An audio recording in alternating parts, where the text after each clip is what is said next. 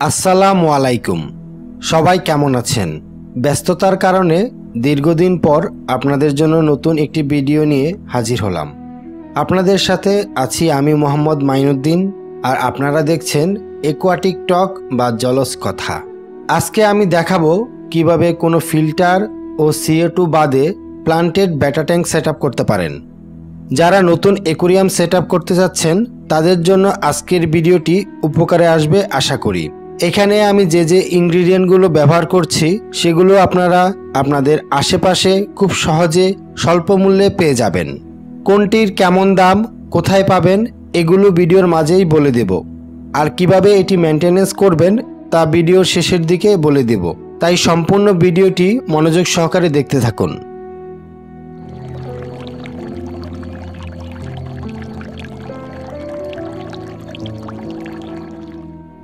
আমি এখানে যে ট্যাঙ্কটি ব্যবহার করছি এর মাপ হচ্ছে দৈর্ঘ্যে 9 ইঞ্চি, প্রস্থে 6 ইঞ্চি এবং উচ্চতায় 10 ইঞ্চি।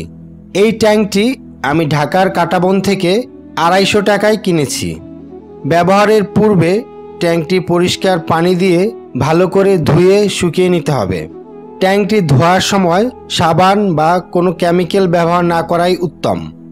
একটা ককশিটের উপর ট্যাঙ্কটা বসিয়ে নিয়ে প্রথমে আমি সাবস্টিটিউট দিয়ে দিব। এখানে সাবস্টিটিউট হিসাবে আমি সিলেট স্যান্ড ব্যবহার করছি। এটাকে অনেকে লাল বালি বা মোটা দানার বালিও বলে থাকে।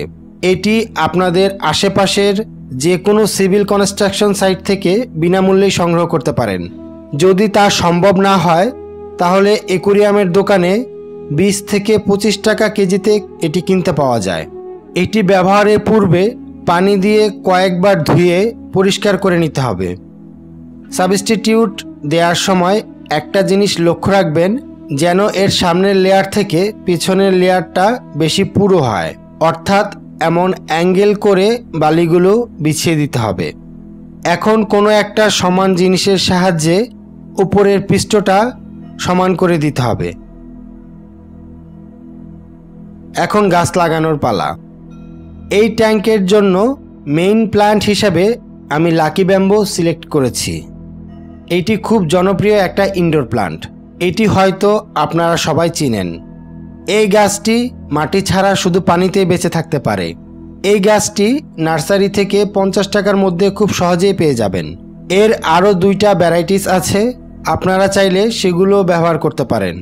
অ্যাকুয়ারিয়ামে লাগানোর আগে মাটি ছাড়িয়ে ভালোভাবে পরিষ্কার করে অতিরিক্ত শিকড় ছেঁটে নিতে হবে।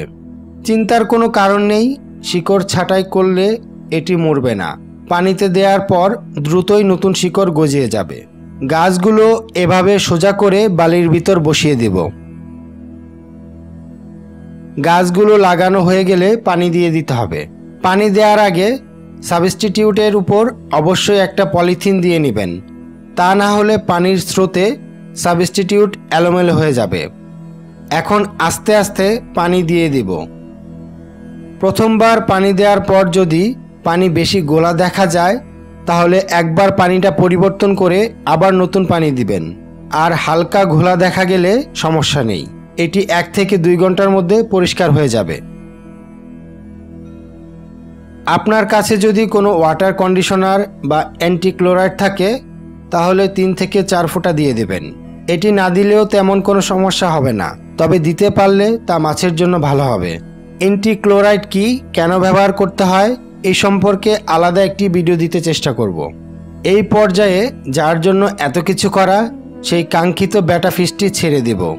অ্যাকুয়ারিয়াম সম্পর্কে যাদের ন্যূনতম ধারণা আছে তারা সবাই এই মাছটির সাথে পরিচিত বলে আমার ধারণা।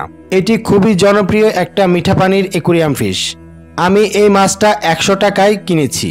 প্রজাতি ভেদে এর দামেরও অনেক পার্থক্য হয়ে থাকে। যারা নতুন অ্যাকুয়ারিয়াম করছেন তাদের জন্য আমি বলবো প্রথমে একটা কম দামি ব্যাটা দিয়েই শুরু করেন। সবশেষে আমি কিছু ভাসমান সালভিনিয়া প্লান্ট দিয়ে দিব। এর বদলে আপনি ওয়াটার লেটুস বা ফ্রগবিটও দিতে পারেন। এগুলো আপনাদের আশেপাশের জলাশয় থেকেও সংগ্রহ করতে পারেন বা অ্যাকুয়ারিয়ামের দোকান থেকে 50 টাকার মধ্যে পেয়ে যাবেন।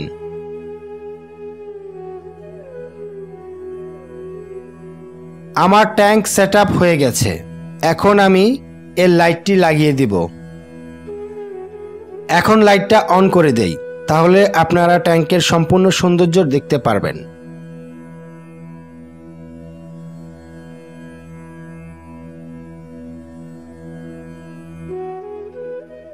প্লান্টেড অ্যাকোয়ারিয়াম করার সময় একটা কথা সব সময় মনে রাখবেন, প্লান্টেড অ্যাকোয়ারিয়ামে অবশ্যই একটা ভালো মানের লাইট ব্যবহার করতে হবে, তা না হলে আপনার শখের গাছগুলোকে বেশি দিন বাঁচাতে পারবেন না।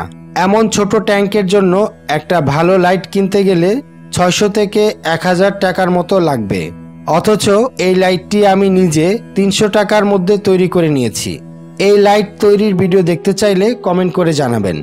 এখন আসা যাক এর মেনটেনেন্সের ব্যাপারে। ব্যাটা মাছগুলো খুব কষ্ট সহিষ্ণু মাছ। এগুলো কোনো ফিল্টার ছাড়াই দীর্ঘদিন বেঁচে থাকতে পারে, আর এই মাছগুলো বাতাস থেকে অক্সিজেন নিতে পারে, তাই এর জন্য অক্সিজেন পাম্প দেওয়ারও প্রয়োজন হয় না। তবে আমরা যেহেতু এখানে কোনো ফিল্টার ব্যবহার করছি না, তাই পানি দূষিত হবে, এটাই স্বাভাবিক। এর জন্য প্রতিদিন এর 30 থেকে 40% পানি পরিবর্তন করে দিতে হবে। আর এখানে আমি যেই গাছগুলো ব্যবহার করেছি এগুলো বাতাস থেকেই কার্বন ডাই অক্সাইড গ্রহণ করতে পারে, তাই আলাদা CO2 দিতে হবে না। তবে আপনাকে প্রতিদিন একই সময়ে 5 থেকে 6 ঘন্টার জন্য অ্যাকোয়ারিয়ামের লাইটটি জ্বালিয়ে রাখতে হবে। দেখলেন তো কিভাবে মাত্র 700 টাকায় এমন চমৎকার একটি প্লান্টেড ব্যাটা ট্যাঙ্ক সেট আপ করতে পারেন। অ্যাকোয়ারিয়াম সম্পর্কে এমন তথ্যবহুল নতুন নতুন ভিডিও পেতে অবশ্যই চ্যানেলটি সাবস্ক্রাইব করে আমার সাথেই থাকবেন। Happy fishing.